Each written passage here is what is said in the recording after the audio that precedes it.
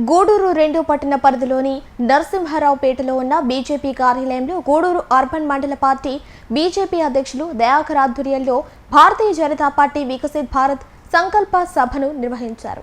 అనంతరం మొక్కలను నాటారు. ముఖ్య అతిథులుగా పాల్గొన్న రాష్ట్ర బీజేపీ కార్యవర్గ సభ్యులు పనపాక కోటేశ్వరరావు మాట్లాడుతూ గడిచిన 11 సంవత్సరాల్లో భారతదేశం ఎంతో అభివృద్ధి చెందిందని, ప్రపంచ దేశాలు మన వైపు చూస్తున్నాయని అన్నారు. అవినీతి లేని పాలన అందిస్తున్నారని, అర్హులైన పేదలందరికీ సంక్షేమ పథకాలు అందేలా నాయకులు చూడాలని, కేంద్ర ప్రభుత్వ పథకాలను వారికి అందజేయాలని సూచించారు.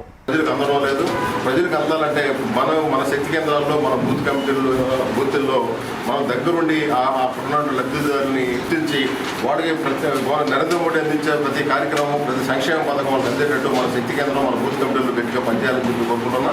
అదేవిధంగా శ్యామప్రసాద్ ముఖర్జీ జయంతి సందర్భంగా అమ్మ పేరుతో ఒక మొక్క నరేంద్ర మోడీ గారు మన ప్రధానమంత్రి పిలిపించారు. ఇప్పుడు పొల్యూషన్ పెరిగిపోతా ఉంది కాబట్టి ఆ పొల్యూషన్ దగ్గర అంటే చెట్లు నాటాలనే ఉద్దేశంతో అమ్మ పేరుతో ఒక చెట్టు ఆల్రెడీ నాటడం జరిగింది. ఇప్పుడు ఈ సమావేశం అనంతరం ప్రతి ఒక్కరూ వాళ్ళ బూతుల దగ్గరికి వెళ్ళి వాళ్ళ శక్తి కేంద్రాల్లో ప్రతి ఒక్కరు వాళ్ళ అమ్మ పేరుతో నాటి నరేంద్ర మోడీ గారికి తెలియపరచాల్సిందిగా కోరుకుంటున్నాం. అదేవిధంగా భారతీయ జనతా పార్టీ కార్యకర్తగా మనం ఉంటున్నాం. ఇప్పుడు 11 సంవత్సరాలు ఎక్కడా కూడా మచ్చలేనటువంటి అవినీతి రహిత ప్రభుత్వాన్ని అందిస్తున్నట్టు నరేంద్ర మోడీ గారి నాయకత్వంలో మనం పనిచేస్తున్నాం. కేంద్ర ప్రభుత్వం ఇచ్చే పథకాలను మనం ఎక్కడ ప్రజలకు తీసుకెళ్ళడం లేదు.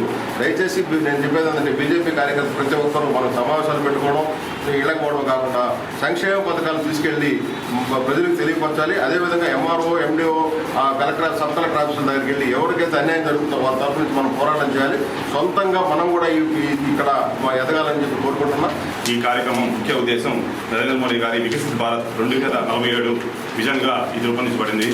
అలాగే దీనికోసం ప్రతి కార్యకర్త, నాయకులు కృషి చేసి పార్టీని మరింత బలోపేతం చేయాలని అందరికీ తెలుపుతున్నాను.